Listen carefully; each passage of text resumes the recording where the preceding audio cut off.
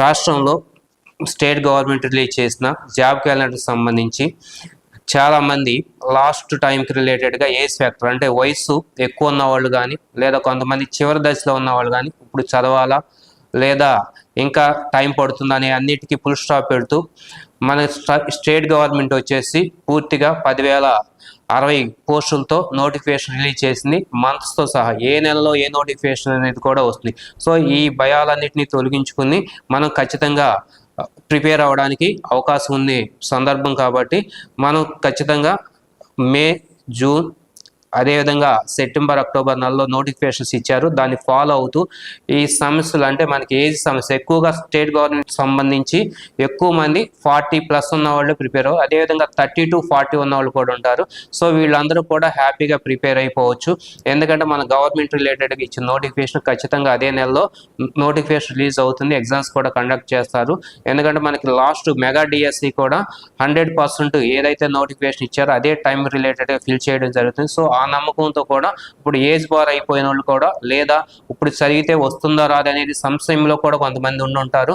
అంటే ఎంత తక్కువ టైంలో మనం గ్రూప్ 1, గ్రూప్ 2 క్రాక్ చేయొచ్చు అనేది కూడా చాలా మందికి డౌట్స్ ఉండొచ్చు.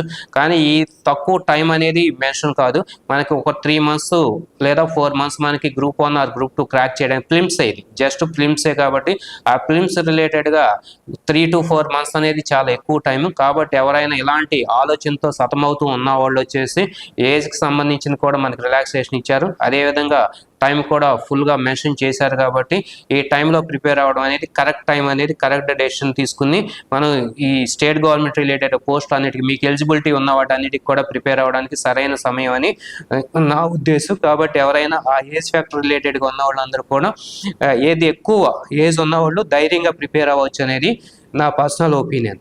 స్టేట్ గవర్నమెంట్ 10,060 పోస్టులతో రిలీజ్ చేసి ఉన్నారు.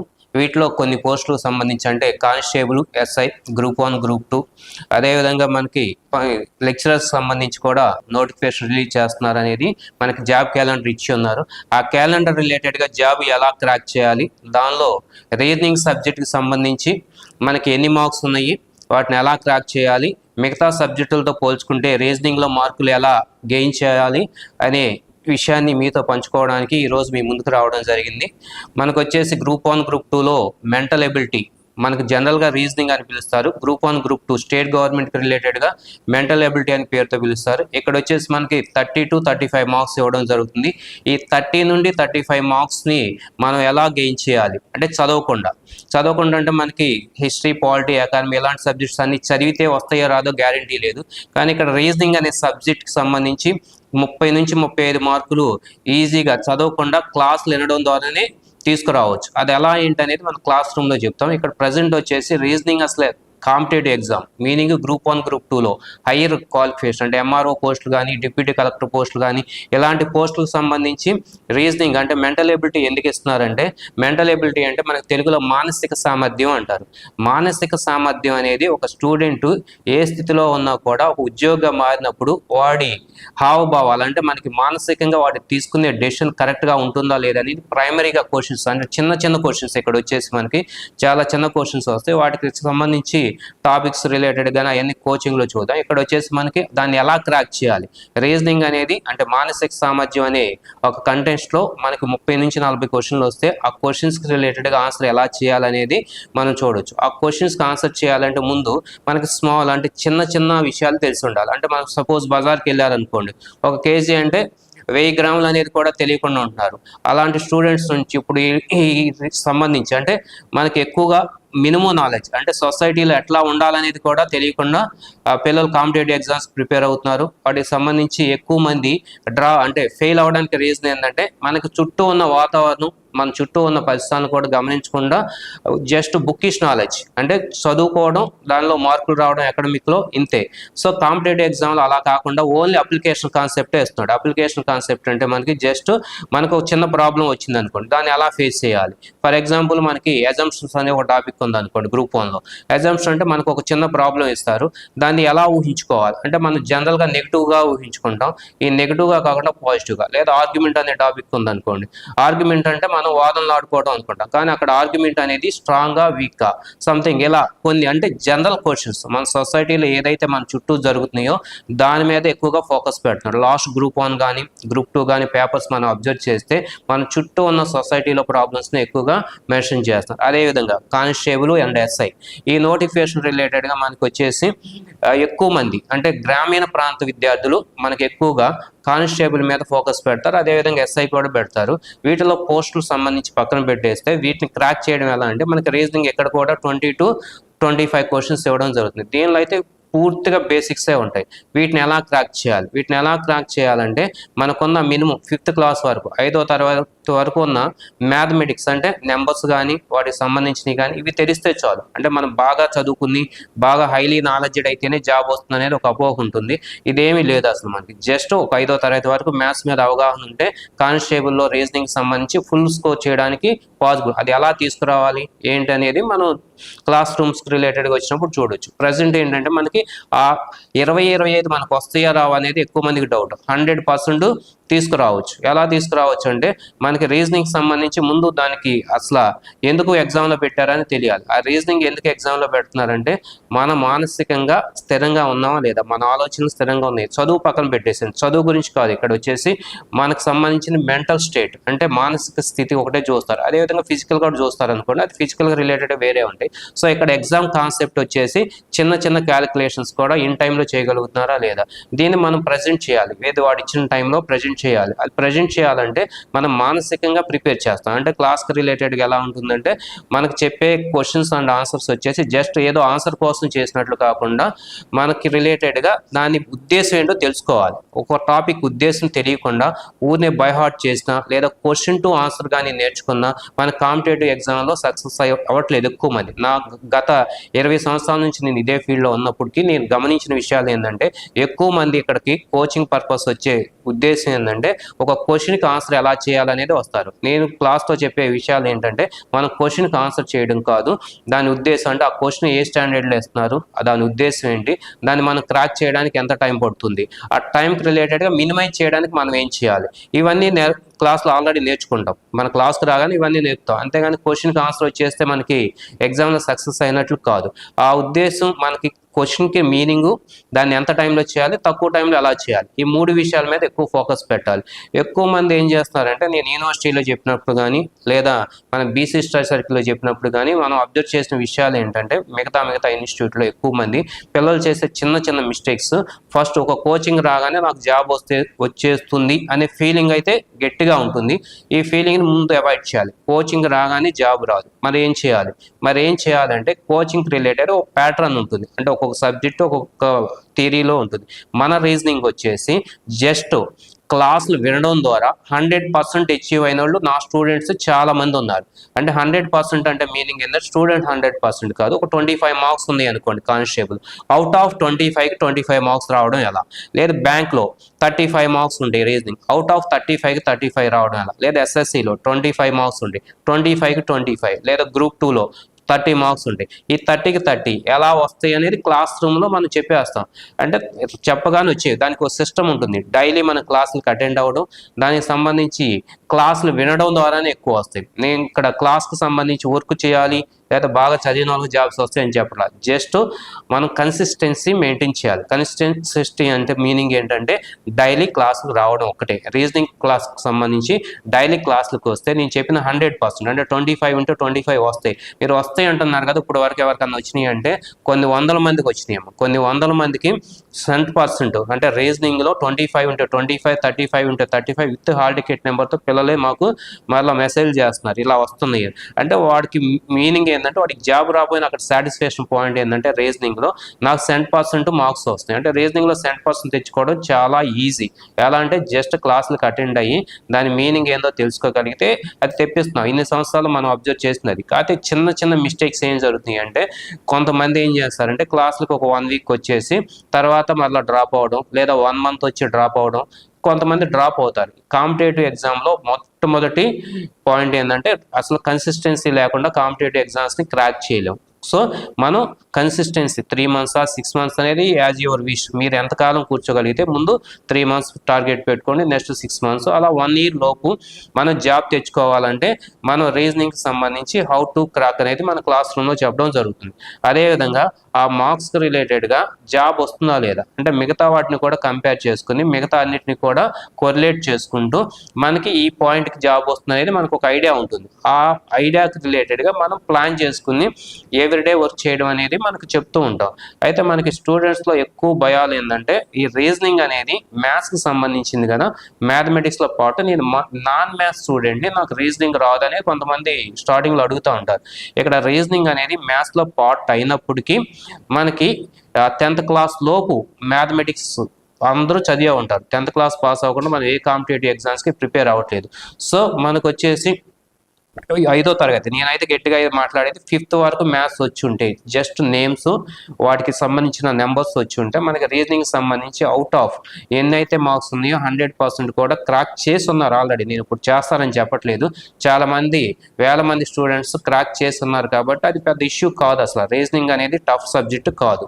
సెకండ్ వన్ వచ్చేసి రీజనింగ్ రిలేటెడ్గా ఎక్కువ టైం ఇవ్వాలనేది చాలా మంది ఫీల్ అవుతూ ఉంటారు. అంటే ఒక 1 hour 2 hours 3 hours టైం ఇవ్వాలనుకుంటారు. కానీ రీజనింగ్కి నేను క్లాస్తో చెప్పేది ఏంటంటే గత 20 years నుంచి నేను చెప్తుంది, ఇక్కడ ఆల్రెడీ ప్రూవ్ చెప్పాను మీకు. ఆ నాజన్ యూనివర్సిటీ కానీ, బీసీ సర్కిల్ కానీ, ఆంధ్ర ముస్లిం కాలేజ్ కానీ, లేదా ప్రైవేట్ ఇన్స్టిట్యూట్లో కానీ, వీటిలో నేను ఫస్ట్ ఇంట్రడక్షన్ క్లాస్తో చెప్పేది రీజనింగ్కి కేవలం రోజు 10 నిమిషాలు మాత్రమే కేటాయించమని చెప్తాను. అది దాటినా మళ్ళీ మార్కులు రావని చెప్తాను. ఓన్లీ డైలీ ఒక 10 minutes మాత్రమే వర్క్ చేయాలి. ఈ 10 minutes అనేది మనకి రోజులో చాలా తక్కువ టైం అనుకుంటాం, కానీ ఆ 10 minutesని ఫోకస్డ్గా ఉంచాలి. నా మీనింగ్ ఏంటంటే 10 minutes అంటే ఊరిని కూర్చుని లేవడం కాదు.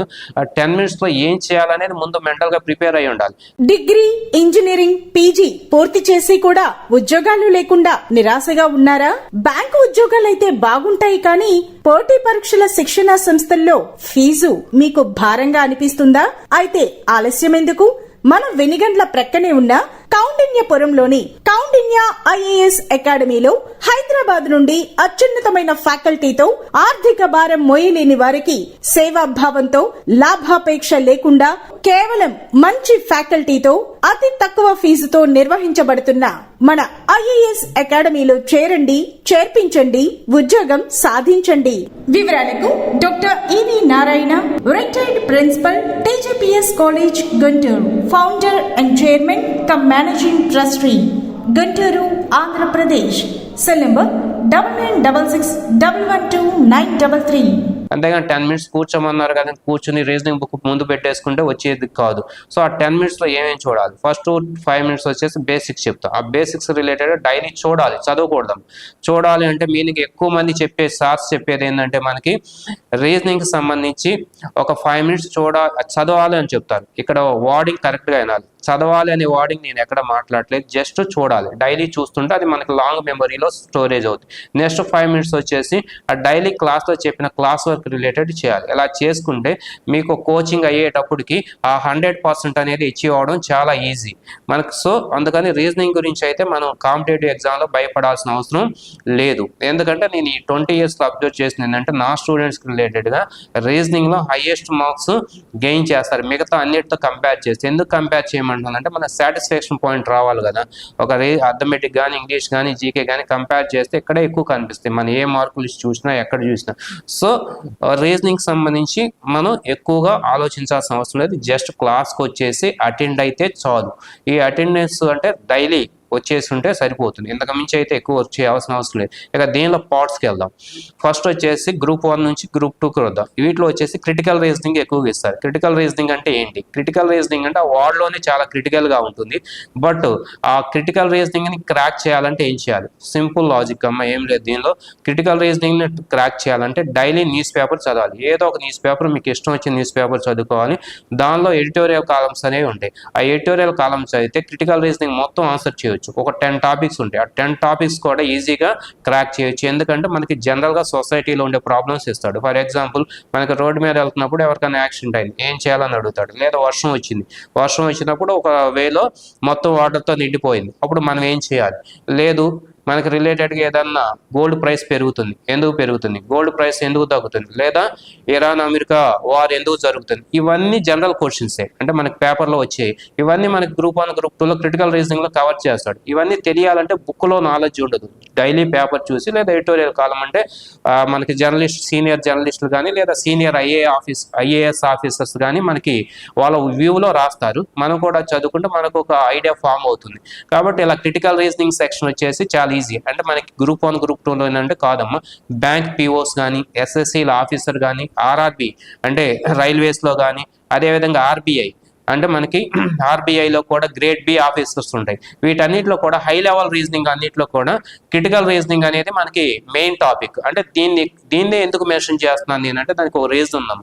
క్రిటికల్ రీజనింగ్లో ఎక్కువ మంది స్టూడెంట్స్ లాస్ అవుతున్నారు. ఎందుకు లాస్ అవుతున్నారు అంటే ఎక్కువ మంది ప్లస్లో మైనస్లో అంటే మామూలు రీజనింగ్ ఉంటుంది, అనలిటికల్ రీజనింగ్ ఉంటుంది, వీటి మీద ఎక్కువ ఫోకస్ పెడతారు. క్రిటికల్ రీజనింగ్లో ఎక్కువ పెట్టలేదు. గ్రూప్ 1లో కూడా ఎక్కువ మంది క్రిటికల్ రీజనింగ్లోనే కొంచెం ఇబ్బంది పడుతున్నారు. రీజన్ ఏంటంటే మనకి అక్కడ వచ్చేసి ఎడిటోరియల్ కాలమ్స్ కానీ పేపర్ చదివి అనాలిసిస్ చేసుకోవడం కానీ చాలా మంది స్టూడెంట్స్ చేయట్లేదు. సో అది ఒకటి డెవలప్ చేసుకుంటే క్రిటికల్ రీజనింగ్ని మనం అవాయిడ్ చేయొచ్చు. అండ్ అవాయిడ్ మీన్స్ మనం డెవలప్ అవ్వచ్చు. అదేవిధంగా రెండోది వచ్చేసి ఎనలిటికల్ రీజనింగ్ ఉంటుంది, అంటే ఆర్డర్లో చెప్తున్నాను. ఎనలిటికల్ రీజనింగ్ వచ్చేసి just directions, blood relations, seating arrangement, analytical part, ఇవి వచ్చేసి సమ్ బేసిక్స్ ఉంటాయి. ఆ బేసిక్స్ వచ్చేసి క్లాస్ రూమ్లో చెప్పడం జరుగుతుంది. సో దాన్ని బేస్ చేసుకుని వాటిని క్రాక్ చేయడం ఈజీ అవుతుంది. ఇంకా కిందకు వస్తే నెంబర్ సిరీస్, ఎనాలజీ, క్లాసిఫికేషన్ ఇలాంటి టాపిక్స్ ఉంటాయి. ఇవి వచ్చేసి బేసిక్స్, అంటే నెంబర్స్ 1 నుంచి 100 వరకు లేదా ఏబిసిడీలు A to Z వరకు వస్తే ఇవి క్రాక్ చేయొచ్చు. అంటే ఈ 3 పార్ట్స్గా విభజించుకుంటే మనకి మెయిన్ గా వచ్చేసి first part critical reasoning, second analytical reasoning, general reasoning వచ్చేసి మామూలుగా ఉంటుంది. సో ఈ అన్ని ఎగ్జామ్స్ లో కవర్ చేస్తున్నాడు. ఈవెన్ కానిస్టేబుల్ ఎగ్జామ్స్ కూడా మన క్రిటికల్ రీజనింగ్ అనేది ఇవ్వడం జరుగుతుంది. మొన్న ఇచ్చిన group D, RRB group D లో కూడా మనకి సిలబస్ లో క్రిటికల్ రీజనింగ్ మెన్షన్ చేశాడు, టాపిక్స్ తో సహా మెన్షన్ చేశాడు, assumptions, arguments, course of actions అనేది. సో ఇవన్నీ కూడా మనకి అన్ని ఎగ్జామ్స్లో కామన్గా ఉన్నాయి. స్టేట్ గవర్నమెంట్ అయినా సెంట్రల్ గవర్నమెంట్ అయినా మనకి అన్ని ఎగ్జామ్స్లో టాపిక్స్ కామన్గా ఉంటాయి. వీటిని ఎలా క్రాక్ చేయాలంటే మనకి ఇందా చెప్పినట్టు క్రిటికల్ రీజనింగ్ చెప్పాను. అదేవిధంగా కొన్ని సిచ్యువేషనల్ రియాక్షన్స్ ఇస్తాడు. అంటే ఒక ప్రాబ్లం జరిగినప్పుడు దాన్ని ఎలా రియాక్ట్ అవ్వాలి అనుకున్నప్పుడు మనకు సంబంధించి వచ్చేసి జనరల్గా సొసైటీని ఎక్కువగా అబ్జర్వ్ చేస్తే అని తెలుస్తుంది. బుకిష్ నాలెడ్జ్తో ఇక్కడ కాంపిటేటివ్ ఎగ్జామ్లో క్రాక్ చేయడం చాలా కష్టమైన పని. సో అది మనకు ఒకసారి ఎగ్జామ్ అటెండ్ అయిన వాళ్ళకి అయితే అర్థం అవుతుంది. సో నా అనుభవంతో చెప్పేది ఏంటంటే మనకి రీజనింగ్ పాయింట్ ఆఫ్ వ్యూలో 100% తెచ్చుకోవడం అనేది డెడ్ ఈజీ. ఒక 3 months మనం క్లాస్ రూమ్కి అటెండ్ అయ్యి లేదా చెప్పిన వర్క్ చేసుకోగలిగితే 100కి 100% అని తీసుకురావచ్చు. అది మీరు ఇంట్లో ఉండి చేయొచ్చు కదంటే రీజనింగ్ ఇంట్లో ఉండి జరగడం అనేది హైలీ ఇంపాసిబుల్. ఎందుకంటే దానికి వే ఆఫ్ అంటే లిజనింగ్ అని చెప్పాను, క్లాస్లో కూడా వినాలని చెప్పాను. ఇంటి దగ్గర కూర్చొని చేయొచ్చు కదా, ఆన్లైన్ ఉన్నాయి కదా, యూట్యూబ్లో ఉన్నాయి కదా, ఇవన్నీ చెప్తూ ఉంటారు చాలా మంది. ఇవన్నీ కూడా సమ్ పాయింట్ వరకు రీచ్ అవుతాయి కానీ 100% అనేది రీచ్ కాదు. సో కంపల్సరీ మనం క్లాస్కి అటెండ్ అయ్యి చెప్పేది వినడానికి ట్రై చేయాలి. ముందు లిజనింగ్ స్కిల్స్ ఉంటే ఆటోమేటిక్గా మనకి సబ్జెక్ట్ అనేది డెవలప్ అవుతుంది. మరి యూట్యూబ్లో కూడా వింటున్నాగా అనొచ్చు చాలా మంది, అది కూడా రావచ్చు. ఎందుకంటే యూట్యూబ్లో విన్నప్పుడు మనకి ఇష్టం వచ్చినప్పుడు పాజ్ నొక్కోవచ్చు, మనకి ఇష్టం వచ్చినప్పుడు అంటే అటెన్షన్ అనేది కంపల్సరీ ఉండదు. అదే క్లాస్ రూమ్లో ఒకసారి మనం ముందు ఎక్స్ప్లెయిన్ చేస్తున్నప్పుడు మనం ప్రక్కగా తిరిగినా సరే మన అటెన్షన్ పోతే సార్ అబ్జర్వ్ చేస్తారనే భయంతో అయినా సరే మనం ఖచ్చితంగా క్లాస్ రూమ్లో వినడానికి లేదా అటెన్షన్ ఎక్కువ పే చేయడానికి అవకాశం ఉంటుంది. అదే యూట్యూబ్లో కానీ లేదా వేరే ప్లాట్ఫామ్లో కానీ ఆ అటెన్షన్ అనేది ఉండదు. సో మెయిన్ ప్రాబ్లం ఇక్కడే. సో ఆన్లైన్ కోర్సెస్ తీసుకుని సక్సెస్ అయిన వాళ్ళు 100లో 1-2 ఉండొచ్చు, కానీ మిగతా 90 మంది జస్ట్ ఆ టైం వేస్ట్ అనే కాన్సెప్ట్ని అబ్జర్వ్ చేసుకోగలిగితే మనకి ఆఫ్లైన్ రిలేటెడ్ క్లాసెస్ ఎంత యూజ్ అవుతాయి అనేది మనకు తెలుస్తుంది. ఆఫ్లైన్లో సక్సెస్ రేట్ ఎక్కువ ఉంది. మీరు అబ్జర్వ్ చేస్తే మనకి ఏదైనా రిపోర్ట్ తీసుకొని చూడండి ఒకసారి, ఆఫ్లైన్కి సంబంధించి సక్సెస్ రేట్ ఎక్కువ ఉంటుంది, ఆన్లైన్ వచ్చేసి తక్కువ ఉంటుంది. మరి మనకు ఇంకో క్వశ్చన్ రావచ్చు, మరి ఆన్లైన్ తక్కువ ఉన్నప్పుడు ఎక్కువ మంది ఎందుకు వీడియోలు చేస్తున్నారంటే సింపుల్ లాజిక్. మరి దానికి కూడా సింపుల్ లాజిక్ ఏంటంటే క్లాస్ రూమ్ దాకా వెళ్ళి విని టైం అంతా వేస్ట్ అనుకుంటారు. బట్ ఒరిజినల్గా టైం వేస్ట్ అయ్యేది ఎక్కడంటే అక్కడ ఆన్లైన్లో ఎవరైనా సరే ఇంక్లూడింగ్ మీ, నాతో కలిపి చెప్తున్నాను, అక్కడ ఆన్లైన్లో మన క్లాస్ ప్రిపేర్ చేసేటప్పుడు ఏం చేస్తానంటే కొంచెం 1-2-3 సార్లు ఎక్స్ప్లెయిన్ చేసి ల్యాగ్ అవుతుంది. మీరు ఏ వీడియో అయినా అబ్జర్వ్ చేయండి, ఆన్లైన్ క్లాసెస్కి రిలేటెడ్గా ల్యాగ్ అవుతుంది. ఆ ల్యాగ్ అయినప్పుడు ఏంటంటే కొంతమందికి బోర్ కొట్టేసి దాన్ని స్కిప్ చేయడం కానీ సంథింగ్ ఏదో ఒకటి చేస్తుంటారు. సో ఇదంతా మనకి ఎక్స్ట్రా బర్డెన్ వర్క్ అనమాట. ఎక్కడ ల్యాగ్ అవుతుంది, దాన్ని ఎక్కడ స్కిప్ కొట్టాలి, ఎక్కడ స్పీడ్గా పెంచాలనేది. సో వీటితో కంపేర్ చేస్తే మనకు ఆఫ్లైన్ క్లాస్ వచ్చేసి 100% కూడా రిజల్ట్ ఓరియంటెడ్గా నేను చెప్తున్నాను. రిజల్ట్ రావాలంటే మనకి మ్యాక్సిమం ఆన్లైన్ కంటే ఆఫ్లైనే బెటర్ అనేది నా పర్సనల్ ఒపీనియన్. సో రీజనింగ్కి సంబంధించి 100% స్కోర్ చేయాలంటే ఫస్ట్ క్లాసులు వినాలి. దానికి సంబంధించి ఏదో ఒక ఇన్స్టిట్యూట్, మీకు నచ్చిన ఇన్స్టిట్యూట్ సెలెక్ట్ చేసుకోండి. దానిలో కంపల్సరీ క్లాసెస్కి 100% అటెండ్ అవుతారు. మీరు బాగా ఈ స్టేట్ గవర్నమెంట్ కానీ లేదా ఈ 2026లో మనకు వచ్చే సెంట్రల్ గవర్నమెంట్ జాబ్స్లో కానీ బాగా రీజనింగ్ సంబంధించి 100% స్కోర్ సాధిస్తారు. నేను చెప్పిన సలహాలు లేదా మీకు వచ్చిన ఆలోచనలతో కానీ 100% అచీవ్ అవుతారని నమ్ముతున్నాను. నేను చెప్పిన అభిప్రాయాలు లేదా సూచనలు మీ అందరికీ ఉపయోగపడి మీరు భవిష్యత్తులో లేదా 2026లో ఉద్యోగం సాధించాలని మనస్ఫూర్తిగా కోరుకుంటున్నాను.